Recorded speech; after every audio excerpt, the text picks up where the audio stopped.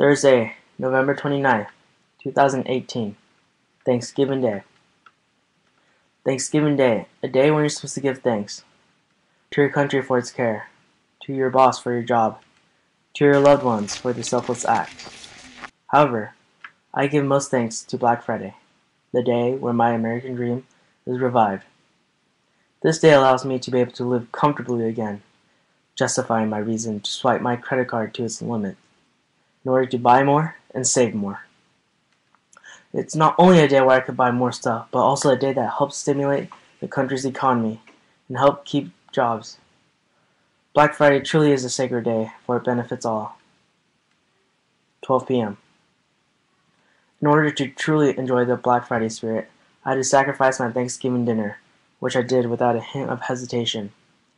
With my good friend Juan, I went to a mall in the afternoon to find a good place to sleep overnight in order to catch the limited Black Friday bargains. 5 p.m. By 5 p.m., the sky was dark. A bitter cold harassed everybody. Juan succumbed to the cold and had to go back to his apartment. I was then alone, fighting the cold by myself. As time ticked by, I fantasized the thought of all my desired possessions falling into my hands. November 30th, 2018, Black Friday.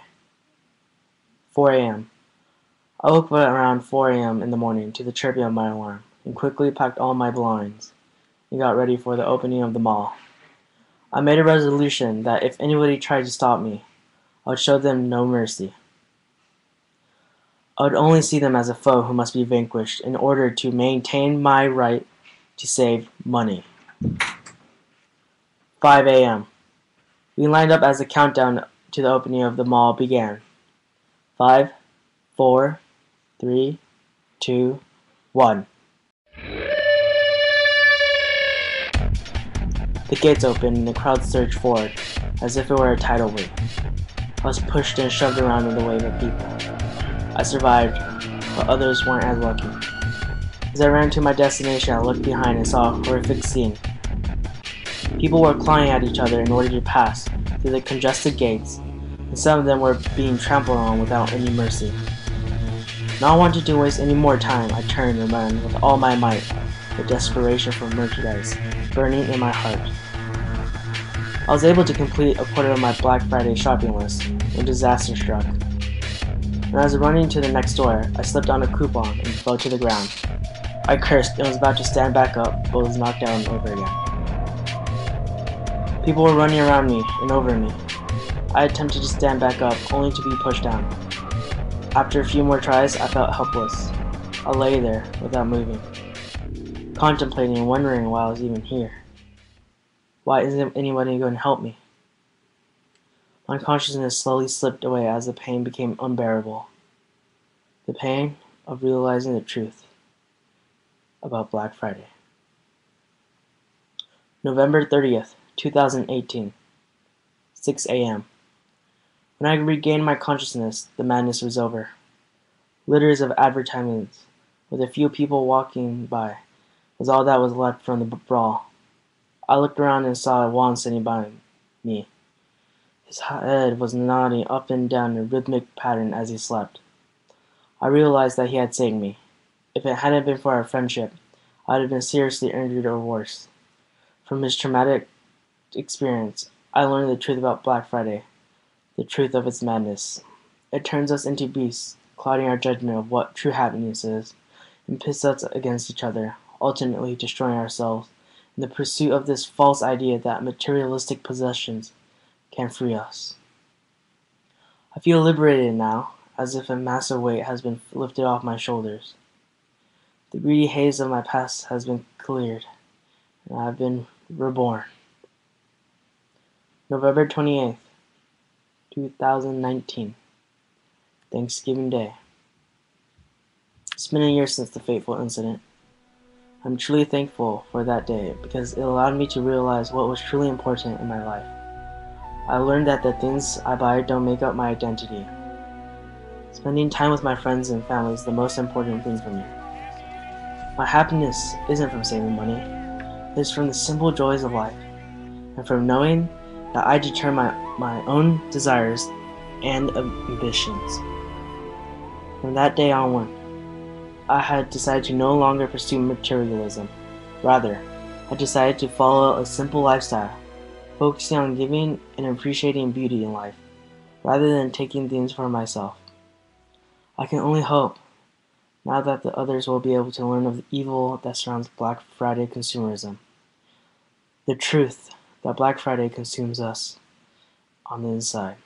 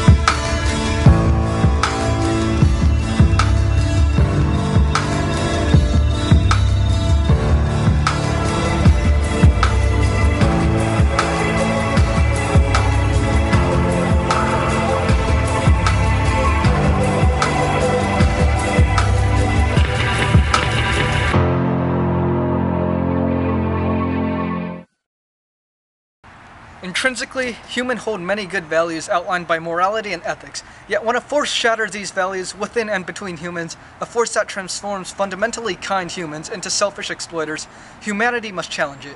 Greed is a main factor of human corruption. It has been present throughout human history, and in this era has manifested itself in the form of overconsumerism. We must fight against overconsumerism, fight for our souls, and fight for a true purpose in life, free from the materialistic chains of the modern world. These chains, however, are not immediately apparent. They are too light to be felt until they are too strong to be completely removed. We buy ourselves into this mental slavery, yet we live in a country that greatly values freedom. While consumerism is a driving force of our economy, overconsumption reduces us to little more than slaves to our own avarice and that of our corporations.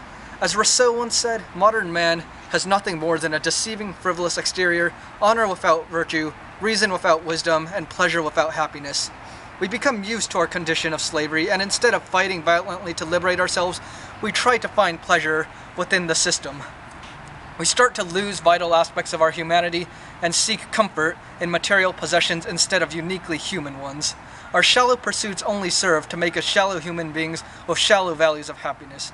True satisfaction is not possible in bondage, so we adapt and start to use instant gratification to temporarily ignore the depression that engulfs all of us. All of these problems faced by modern man point back to the same timeless source: greed. Greed, however, is an incurable ailment of humanity that has allowed us to progress to this era of modernity. We must strive for a healthy balance between the necessary corruptions of consumeristic greed and authentic human existence. Black Friday typifies the explosive overconsumerism that we must avoid. Thus, it is imperative that we reject Black Friday and the gluttony that it represents. Its evils and implications are as follows.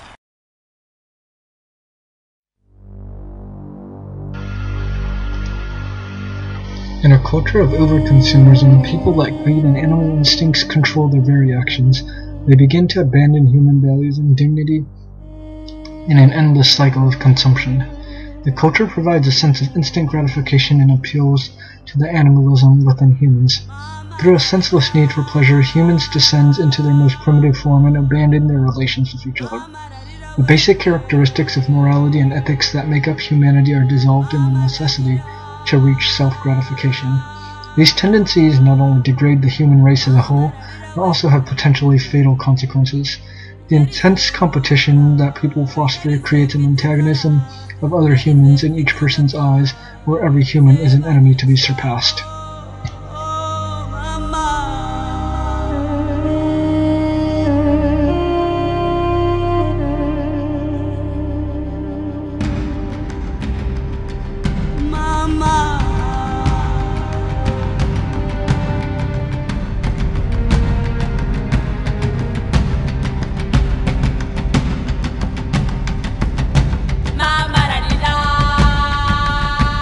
greatest victims of our support for companies' ruthlessness are the laborers that work for them in many places around the world.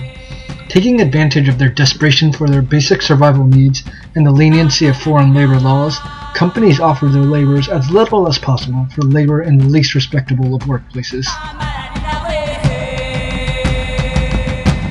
Because of the continuous economic pressure we put on companies with our infamous levels of consumption, they scramble for the fastest way to raise profit, disregarding long-term concerns until they become irreversible. The US currently holds only about 5% of the world's population, yet contributes to 30% of its waste, but companies ignore the consequences given their distance in time.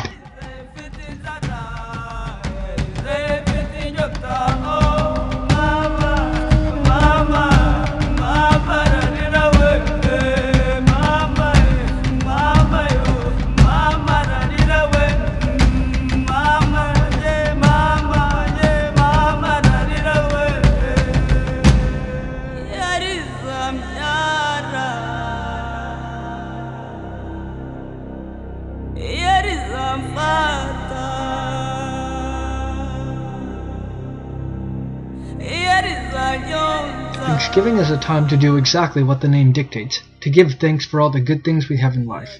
In modern society, especially in an opulent modern society that is America, it is very easy to feel entitled to the vast amount of opportunities we are given. Thanksgiving is a time to acknowledge the fact that we should be thankful for what we are given, not for what is available to be taken.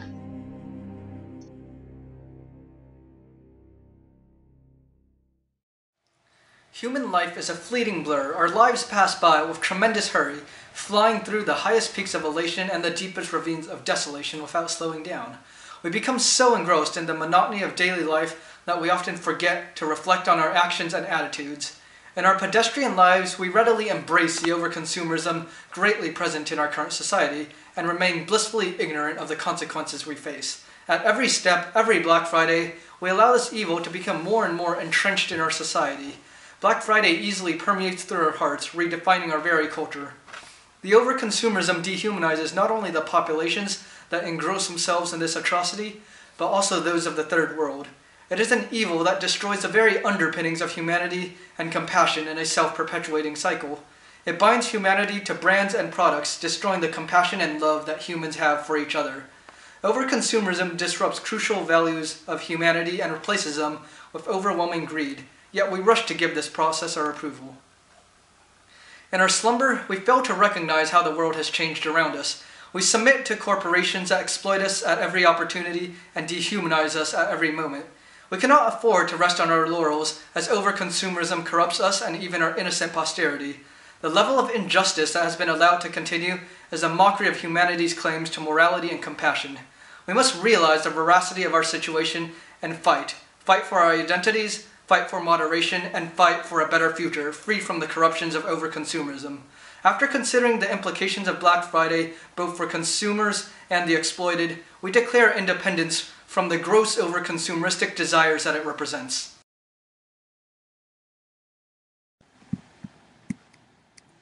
The sun retreats over the horizon, pushed back by the cold November night. The encampments are already set, prepared for the fight. The troops huddle in their tents. They know of the coming battle. Yet they stand strong, noble, and brave, a true test of their mettle. The gatekeeper opens the gates before the sun returns. The massive horde of warriors charges, but the gatekeeper and his comrades are not worried. The real battle is waged between the warriors themselves. The gate is small, the greed is large. The mighty heap of human flesh twists and turns. Those who are weak are pushed aside. The path is scattered with bodies. The charging soldiers do not help the fallen, for the charging mass does not stop for anyone. Those who are fortunate pass the first obstacle. Soldiers have nothing to fight for but themselves. The war they wage has no greater motivations, but their own consumers' greed. They are consumers, those who spend their entire lives trying to gather, impassioned with a burning desire for more. But for what is this eternal quest? Amidst all the chaos, the consumer is changed. Surrounded by symbols of social success, it craves more. It wants everything. In its quest to gain everything, it feels as though it has gained nothing. The fretful consumer feels in control of its destiny. but it does not know that it is a slave to the corporations and companies. The corporations reap in the profits. They blind the consumer from the evil byproducts of its actions, but the consumer does not mind. The blindness keeps its conscience clean, and everything seems fine. The consumer does not know or does not care about the exploitation. The only thing in consideration is accumulation. The impoverished laborer in a far-off land or a lake filled with black pollutants does not come to mind. The lifelong consumer deceives itself. Everything in life is objectified. Only variables that are to be manipulated for an end. This is what consumerism has taught us.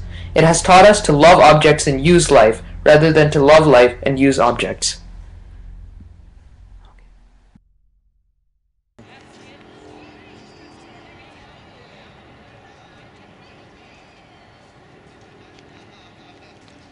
Friends, we are not looking to be shrugged off as propagandists of an idealist movement. We, unlike propagandists, have utmost respect for the democracy we live in and don't feel the need to brainwash individuals into joining our movement.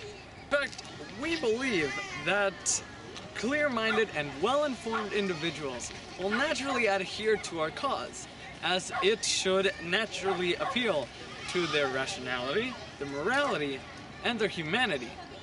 But the problem is that most individuals are not clear-minded, and they are not well informed on the subject concerning them, the world of today, and the world of tomorrow. How can our movement be given a fair chance to persuade the masses when their hearts are simultaneously corrupted by the arousing scent of materialistic pleasures? How can people even attempt to make correct decisions when they don't have the correct information from which to base their opinions? This movement rose up against Black Friday because it is the most outrageous epitome of how consumption, overconsumption, desecrates the freedom of thought of humanity. You cannot doubt the immorality of the consequences of our greed. Foreign peoples, having nothing but the rags on their bones and their ever-starving loved ones, are forced to take the only alternative offered by companies, a slightly less gruesome condition of being overworked, underpaid, endangered, and being deprived of their dignity, so that consumers can get cheaper prices for superfluous possessions. This slight improvement is not attributable to the benevolent efforts of companies, but simply of the desire to have bare minimum labor costs. These companies certainly have the ability to treat their workers better. It's kind of odd that the highest paid CEO in the world is the same one being charged with exploitation of Chinese workers. Now, of course, governments are taking legal measures to combat these practices, but companies will inevitably do everything they can to defend their economic way of life. It would only be logical. Whether or not a company actually expresses its concern for its workers has no effect on ignorant customers. But lower prices surely do. The legal measures being taken by governments are not reaching the root of the problem, which is the inattentive and untroubled mob of people that is the international market. The disturbingly primitive mindlessness and lustful greed of the modern consumer is captured most vividly on the day after Thanksgiving. 1, 2, 3. On the evening of the 29th this year, ordinary people from all over the U.S. will stand in droves, some for days, to satisfy their greed. Unbeknownst to us, we have suspended our happiness for much longer than that. We have been conditioned to associate the pleasures of consumption with true happiness, so much that it now appeals to their primitive needs.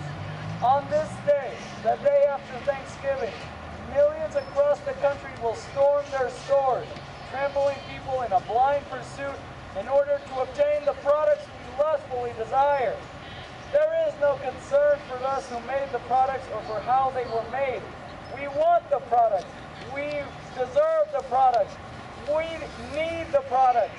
We think in the now, not willing or not knowing the influence we have in directing the market, and subsequently on how companies create their products. The mob mentality created by Black Friday and the consumeristic culture we live in deprives us of the morality that we both cherish and need in order to recover the traditional meaning of happiness and extend it to the foreign people who unwillingly suffer for our superficial comfort. Friends, we see nothing wrong with technology and the free market we have. In fact, the yearly drop in prices for products could have been an effective way to stimulate our economy. What we find unacceptable is the ability of these economic conveniences to corrupt even the highest levels of human thinking. Practices that would have been considered intolerable and despicable if they were to exist next to us are able to not only survive, but to thrive above our ignorance and greed. So will you take the initiative, or wait until old age has you in its grasp to shake off the change wrought and put on your soul by this foul practice? I promise that a happiness balancing on avarice will sooner or later tumble into the pit of desolation. If you love your rationality, your morality, your humanity, then you will use them. Take responsibility, take the initiative, take control of your own life. There has been no revolution without people who are willing to pledge to wrestle with the forces that have allowed great injustices to persist. The forces of capitalism, which we must embrace, must no longer favor injustice. You must abandon Black Friday and the over-consumerism that it represents. Abandon the cycle of misery that has ensnared you and the world.